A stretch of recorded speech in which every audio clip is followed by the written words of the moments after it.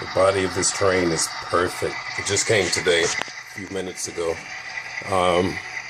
But the motor, you see? I have to apply pressure.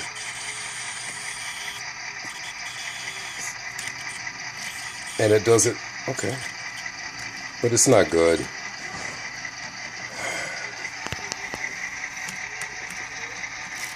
At first I thought it was a dummy engine. I had to take the cover off, the body off to make sure. But it just has an issue. It's a shame. Let me get the sound off this so you can